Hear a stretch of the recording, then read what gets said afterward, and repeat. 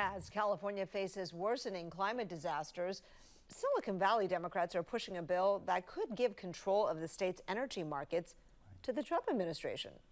We should not ever give away California's authority to protect our consumers, to protect public health, and to protect our environment. And this bill does all three things. And as 7 on Your Side investigates, questions are being raised about a money trail following the Bay Area politician behind this bill. And Stephanie Sierra is here with new developments on this story. Steph? Yeah, Dan and Kristen, this has been an ongoing fight. We're looking into concerns about a potential conflict of interest as the supporters and opponents of this bill have very different definitions on how it would help or hurt Californians. But as we follow the money, we found the Bay Area senator behind it is getting a sizable check from the industries that would directly benefit from it.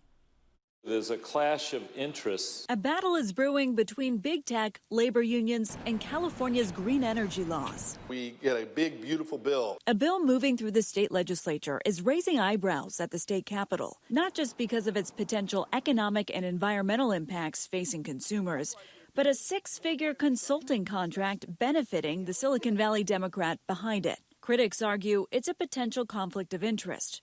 We'll get to that in a moment. But first, here's the controversy. A bad direction that the bill's taken. This proposal promises too much. Help us generate more clean power. How do we use our grid more efficiently? State Senator Josh Becker is the chair of the Senate Energy Committee, who describes himself as a longtime advocate for clean energy solutions. So his fellow environmentalists ask, why is someone like him authoring a bill that would allow California to give control of its state-run energy markets to an independent federal agency under the Trump administration? We will be handing Trump the stick to beat California up whenever they want. An independent analysis from the Senate Judiciary Committee found the bill would bring devastating impacts to California's fight for clean energy. Yet after repeated attempts to reach him, Becker has been conveniently unavailable to talk about his own bill. The question we had for Senator Becker is why. He promises to be transparent, but couldn't answer any questions about this bill he describes as a huge priority.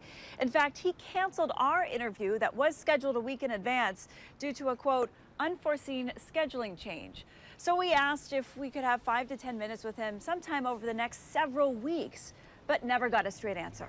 We did get a hold of Senator Henry Stern, a joint author of the bill and former environmental attorney. He represents the northern suburbs of L.A. Senator, do you consider yourself an environmentalist? Yes. So tell us why you're backing this bill. I'm hopeful that it'll prove itself out that renewables are the lowest cost, and so everyone's emissions will go down, but who knows? Stern and Becker argue this bill will bring down consumer costs by allowing the state to export excess renewable energy and import cheaper energy from a wider set of Western resources.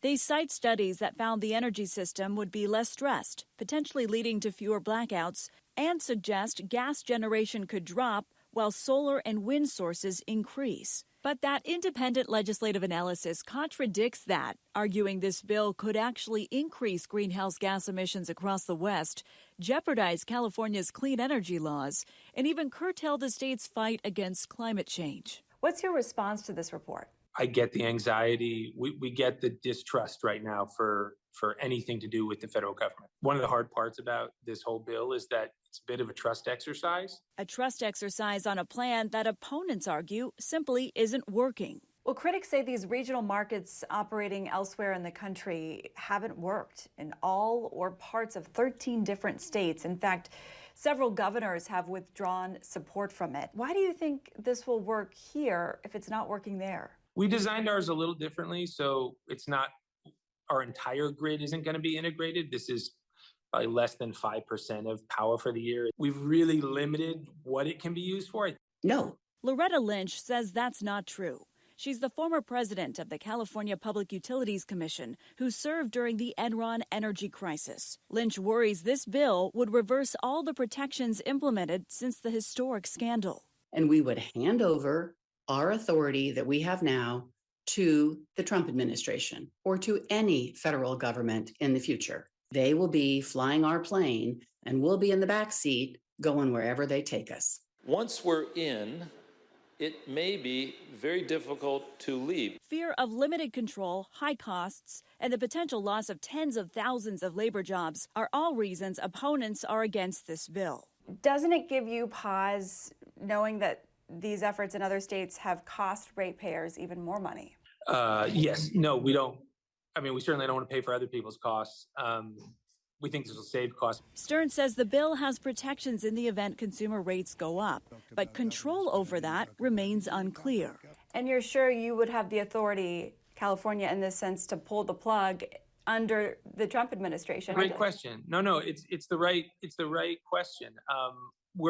You can never be 100% sure. It just seems like there's a lot of ifs and no certainty with this. Totally. This is not like a sure thing that it's going to work. And if it doesn't work, Lynch says other states that have tried to get out of these regional markets were punished with high costs. They will control whether you leave. We should be able to review the facts once we have more concrete evidence. So critics ask, why push this bill if there's all this uncertainty?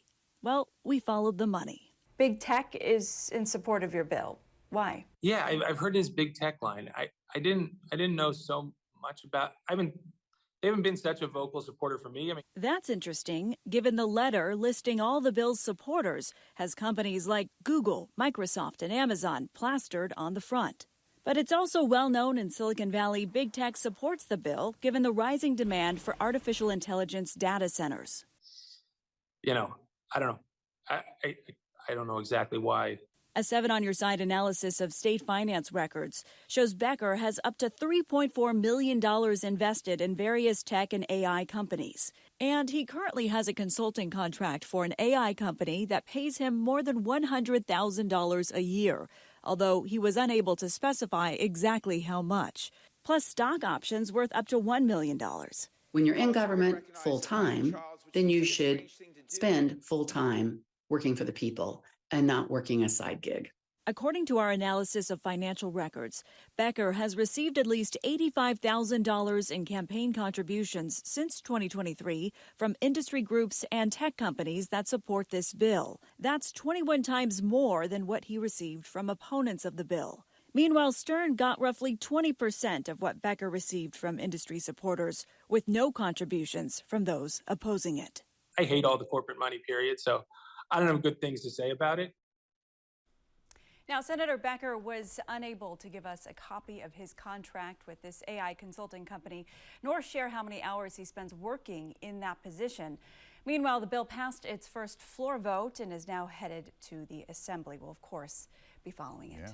I think this is something some politicians do, Steph, but would Senator Becker consider putting his stock into a blind trust? You know, we asked him and his answer was no. In fact, according to this email, he said, I have never had a conflict and will never need to claim ignorance. But this is pretty common with other politicians, including the governor, who has done that, just out of an abundance of caution. Right. And perception, right. optics.